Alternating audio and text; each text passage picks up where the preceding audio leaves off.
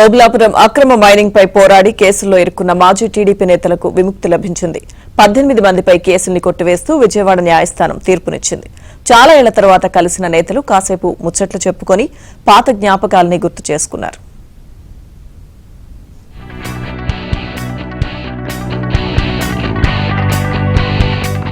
ఓబులాపురం గనుల్లో అక్రమ మైనింగ్ పై పోరాడి కేసుల్లో ఇరుక్కున్న మాజీ టీడీపీ నేతలకు ఊరట దక్కింది. తాజాగా విజయవాడ ప్రజాప్రతినిధుల ప్రత్యేక కోర్టులో విచారణకు హాజరయ్యారు. మంత్రి అచ్చెన్నతో పాటు మాజీ మంత్రులు నాగం జనార్దన్ రెడ్డి, ఎర్రబెల్లి దయాకర్ రావు, దేవినేని ఉమా, చినరాజప్ప, వేం నరేందర్ రెడ్డి సహా 18 మంది నుంచి న్యాయాధికారి స్టేట్మెంట్ రికార్డు చేశారు. తమపై తప్పుడు కేసు బనాయించారని, తామెలాంటి నేరం చేయలేదని వివరణ ఇచ్చారు. చివరకు కేసును కొట్టేస్తూ కోర్టు తీర్పునివ్వడంతో మాజీ టీడీపీ నేతలకు శాశ్వత విముక్తి దక్కింది.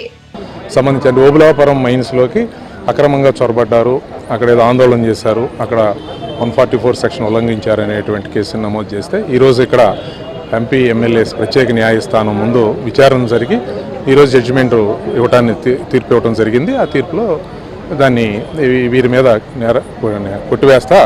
కేసును కొట్టివేస్తా రిలీజ్ చేయడం జరిగింది. ఉమ్మడి ఏపీలో కీలకంగా పనిచేసిన నేతలంతా రాష్ట్ర విభజన తర్వాత తలోదారి పట్టారు. ఇన్నేళ్లకు ఒక్కచోట కలవటంతో ఆప్యాయంగా పలకరించుకున్నారు, యోగక్షేమాలు తెలుసుకున్నారు. ఈ కేసుతో సంబంధం లేనప్పటికీ టీడీపీ ఎమ్మెల్యే ధూళిపాళ్ల నరేంద్ర కూడా కోర్టుకొచ్చి తన పాత మిత్రుల్ని కలిశారు, జ్ఞాపకాలు నెమరేసుకున్నారు. విజయవాడ కోర్టు నుంచి నాగం జనార్దన్ రెడ్డి నేరుగా ఏపీ అసెంబ్లీకి వెళ్లి సీఎం చంద్రబాబును కలిశారు. నాగం సహా నాయకులందరికీ పాత కేసుల నుంచి విముక్తి లభించడంపై చంద్రబాబు సంతోషం వ్యక్తం చేశారు. ఉమ్మడి రాష్ట్రంలో నాగం ఫైర్ బ్రాండ్ లా ఉండేవారని, ప్రజా పోరాటాల్లో చురుగ్గా పనిచేశారని గుర్తు చేశారు.